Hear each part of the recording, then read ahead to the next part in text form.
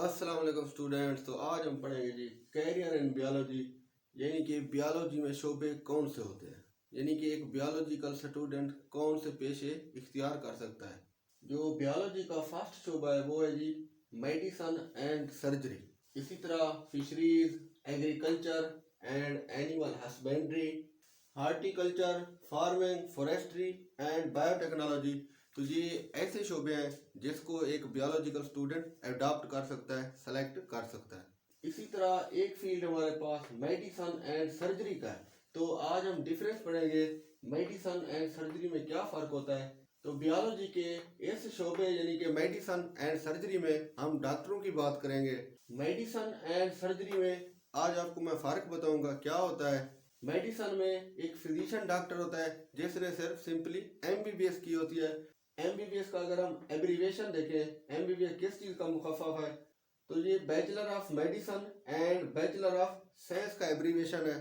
तो मेडिसन में diagnose and treatment किया जाता है, यानी कि एक पेशेंट जो डॉक्टर के पास जाता है तो डॉक्टर डायग्नोज करता है, यानी कि तशखीस करता है, बीमारी की पहचान करता है, तब उसके ट्रीटमेंट के लिए उसको मेडिसन सजेस्ट करता है, अद्वियात देता है। तो मेडिसन से मुताल्लिक सिर्फ यही बातें थी। अब हमने देखना है सर्जरी क्या है जी। सर्जरी में एक सर्जन डॉक्टर इन्वॉल्व होता है। उसने ना सिर्फ एमबीबीएस की होती है बल्कि उसने स्पेशलाइजेशन की होती है। तो एक सर्जन का क्या फंक्शन होता है, सर्जन क्या काम करता है, वो पेशेंट के बॉडी पार्ट्स को रिपेयर करेगा, यानी कि अगर बॉडी पार्ट्स में कहीं पर इन्फेक्शन है तो वो उनकी मरहम पट्टी करता है। अगर बॉडी का कोई पार्ट एज फॉर एग्जांपल जिस तरह किडनी होगी हमारी बॉडी में, वो किडनी सही तरीके से काम नहीं कर रही तो वो उसकी रिप्लेसमेंट कर देगा, यानी कि उसको हटाकर उसकी जगह और किडनी को लगा देगा। इसी तरह बाज़ औक़ात कुछ पार्ट्स को रिमूव आउट कर दिया जाता है। अल्लाह ना करे किसी को कैंसर हो, किसी को कोई जख्म होता है, तो वो उसमें सेल की अनकंट्रोल सेल डिवीजन होती है, यानी कि सेल बढ़ते जाते हैं, वो पोर्शन हमारा गलता सड़ता जाता है। तो जब पेशेंट डॉक्टर के पास जाता है तो डॉक्टर कहता है जी इसको रिमूव करना पड़ेगा, वरना डेथ भी अकर हो सकती है, इंसान की मौत भी हो सकती है। तो इस सूरत हाल में उस पोर्शन को काट दिया जाता है। जिस तरह आपने सुना होगा कि कोई शख्स जिसको कोई इन्फेक्शन था, कोई ज़ख़म था, तो उसका पूरा बाजू काट दिया गया, यानी कि उसका बाजू गलता सड़ता जा रहा था, यानी कि सेल की अनकंट्रोल सेल डिवीजन से उसकी पूरी बॉडी मुतासर हो रही थी, इस तरह उसकी डेथ भी हो सकती थी, तो उसको रिमूव करना पड़ा। तो ये सारा काम सर्जन परफॉर्म करता है।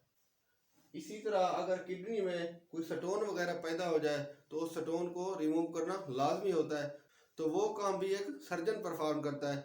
यानी कि अब किसी को स्टोन है, किडनी स्टोन है, तो उसको किस तरह एक डॉक्टर रिमूव करता है, आइए मैं बताता हूँ आपको। तो लिथोट्रिप्सी की मदद से उस स्टोन को रिमूव किया जाता है। लिथोट्रिप्सी एक ऐसा मेथड है, एक ऐसा तरीका है जिसमें शुआओं को इस्तेमाल किया जाता है। जब स्टोन के ऊपर शुआएं पड़ती हैं तो वो स्टोन रेजा रेजा हो जाता है, चूरा चूरा हो जाता है, उसके छोटे छोटे टुकड़े हो जाते हैं। फिर इस तरह वो बॉडी से रिमूव आउट कर दिया जाता है पेशाब के जरिए। तो नेक्स्ट है जी फिशरीज। ये शोबा अमूमन मास्टर के बाद सेलेक्ट किया जाता है। जब यानी कि किसी ने बीएस कर रखी हो या उसने मास्टर कर रखी हो तो फिशरीज में वो एडमिशन लेता है। यानी कि अगर किसी स्टूडेंट ने बीएस जूलॉजी कर रखी हो तो वो फिर इसके बाद फिशरीज में एडमिशन ले सकता है। तो फिशरीज का उसको जो सिलेबस दिया जाता है तो उसमें ये पॉइंट सारे पढ़ता है, यानी कि फ़िश प्रोडक्शन कैसे की जाए, फ़िश की मिकदार को कैसे बढ़ाया जाए, फ़िश की तादाद को किस तरह बढ़ाया जाए। इसी तरह फ़िश की क्वालिटी पर भी गौर किया जाता है कि फ़िश का जायका भी अच्छा हो, उसकी क्वांटिटी भी ज़्यादा हो, वो मिकदार में भी ज़्यादा हो। तो सब चीज़ों का इसमें ख्याल रखा जाता है, क्योंकि फ़िश में बहुत ज़्यादा प्रोटीन होती है और ये प्रोटीन हमारी बॉडी के लिए बहुत ही मुफीद है। इसमें बहुत से विटामिन होते हैं जो हमारे लिए बेनिफिशियल है। तो फिशरीज के सिलेबस में फ़िश के फूड पर भी बात की जाती है, यानी कि फ़िश की फूड में ऐसे कौन से न्यूट्रिएंट मिक्स किए जाए, उसकी खुराक किस तरह सेलेक्ट की जाए कि वो जल्दी बड़ी भी हो जाए, उसका टेस्ट भी अच्छा हो। तो इन सारी बातों को फिशरीज में डिस्कस किया जाता है। नेक्स्ट है जी एग्रीकल्चर। एग्रीकल्चर का जो डिपार्ट होता है इसमें प्लांट भी आ जाते हैं, एनिमल भी आ जाते हैं। अगर हम प्लांट की बात करें, वीट गंदम होगी, कॉर्न मकई होगी, राइस चावल। तो एग्रीकल्चर के डिपार्ट में गंदम, मकई और चावल जो होते हैं उस पर डिस्कस की जाती है, यानी कि उसमें किस तरह इम्प्रूवमेंट की जाए। तो एग्रीकल्चर के डिपार्टमेंट में इस बात का भी ख्याल रखा जाता है कि यानी जो क्रॉप्स हैं उनके लिए कौन सा स्प्रे यूज़ किया जाए और कब पानी दिया जाए, और सीजन भी देखा जाता है। तो गाय, भेड़, बकरी, तो इनकी इम्प्रूवमेंट के लिए जो काम किया जाता है वो भी एग्रीकल्चर में शामिल है। यानी कि नई नस्ल की गाय, घोड़ा, बकरी किस तरह पैदा की जाए, उनमें क्या इम्प्रूवमेंट लाई जाए, तो ये एग्रीकल्चर में वो स्टूडेंट पढ़ता है। एनिमल हस्बेंड्री, इसमें हम जानवरों की बात करेंगे। इसमें लाइफ स्टॉक शामिल है। लाइफ स्टॉक मवेशी, मवेशी में सब जानवर आ जाते हैं। यानी कि जो आप देखा होगा आपने कि शीप आ जाती है, इसमें गोट आ जाती है, हार्स आ जाता है, यानी कि डोमेस्टिक एनिमल भी इसमें आ जाते हैं। इसी तरह काऊ आ जाती है और बफेलो भी शामिल है।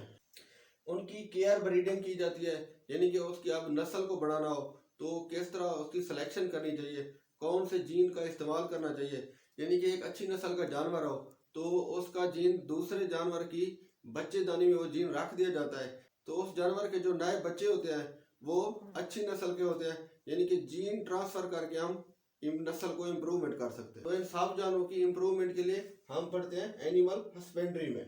नेक्स्ट है जी हमारे पास हार्टिकल्चर। इसको कहते हैं आर्ट ऑफ गार्डनिंग, यानी कि बागबानी। यानी कि बाग में बहुत से पौधे होते हैं, तो यानी कि अच्छी अच्छी नस्ल के पौधे उगाना, यानी कि उनमें फिर बेहतरी के लिए नए जीन डालना और उनसे नए पौधे उगाना, ये बागबानी में हम करते हैं। ऑर्नामेंटल प्लांट, यानी कि सजावटी पौधे जो होते हैं, आपने देखा होगा स्कूलों में, ऑफिस में, मुख्तलिफ जगहों में वो सजावटी पौधे, तो वहाँ पर बहुत से फूल रखे जाते हैं, वो ऑर्नामेंटल प्लांट होते हैं, वो सजावटी पौधे होते हैं। तो हार्टिकल्चर में हम इन नुमाइशी पौधों के बारे में हम पढ़ते हैं। इसी तरह फ्रूट की वैरायटी भी हार्टिकल्चर में आ जाती है। मुख्तलिफ किस्म के फ्रूट होते हैं। अब नई नस्ल के आप देखते हैं कि बहुत से फ्रूट आ गए हैं, यानी कि पहले इतने नहीं होते थे। यानी कि जिसका शोबा हार्टिकल्चर हो तो उसकी बेटरमेंट के लिए काम करता है, यानी कि जो भी पौधे हों, जो भी फार्म हो, तो वो उस पर काम करता है। फॉरेस्ट्री, जिसको हम जंगलात कहते हैं, जंगलात आप देखते हैं कि दो टाइप के होते हैं। एक तो कुदरती जंगलात होते हैं, नेचुरल फॉरेस्ट, और दूसरे ऐसे जंगलात जिनको हम अपने हाथों से उगाते हैं, उनको हम आर्टिफिशियल जंगलात कहते हैं। और एक जंगल में आप देखते हैं कि प्लांट की बहुत ज़्यादा वैरायटी होती है, मुख्तलिफ किस्म के प्लांट आपको देखने को मिलते हैं। आर्टिफिशियल प्लांट की अगर हम बात करें, जो यानी कि हाथ से लगाए जाते हैं, मैन मेड फॉरेस्ट होते हैं ये। जिस तरह आप देखते हैं कि छांगा मांगा का जंगल जो लाहौर में मौजूद है, यहाँ पर हमारा एक ट्रिप भी गया था। पाकिस्तान का जो सबसे बड़ा जंगल है वो छांगा मांगा का जंगल है, और ये जंगल तकरीबन 7 से 8 किलोमीटर लंबा है। बायोटेक्नोलॉजी, बायो का मतलब होता है लाइफ, एंड टेक्नोलॉजी का मतलब टेक्निक, प्रोसेस, मेथड। तो इस बायोटेक्नोलॉजी में हम जानदारों को यूज़ करते हैं, माइक्रो ऑर्गेनिज्म को यूज़ करते हैं, और उन माइक्रो ऑर्गेनिज्म की मदद से हम फ़ायदेमंद चीज़ें तैयार करते हैं, बहुत अच्छे प्रोडक्ट तैयार करते हैं। तो इसको हम बायोटेक्नोलॉजी कहते हैं। जिस तरह माइक्रो ऑर्गेनिज्म हमारे पास वायरस हो गए, बैक्टीरिया हो गए, यीस्ट हो गए, तो इनको हम इस्तेमाल करते हैं और इनसे यूजफुल चीज़ें तैयार करते हैं।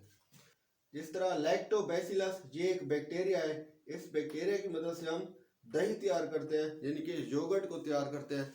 इसी तरह बेकरीज जो होती हैं वहाँ पर मुख्तलिफ प्रोडक्ट बनते हैं, ब्रेड बनती है, डबल रोटी यानी कि बनती है, तो उसमें यीस्ट को मिक्स किया जाता है। यानी कि इन माइक्रो ऑर्गेनिज्म को इस्तेमाल करके हम फ़ायदेमंद चीज़ें तैयार कर सकते हैं। इसको कहते हैं बायोटेक्नोलॉजी।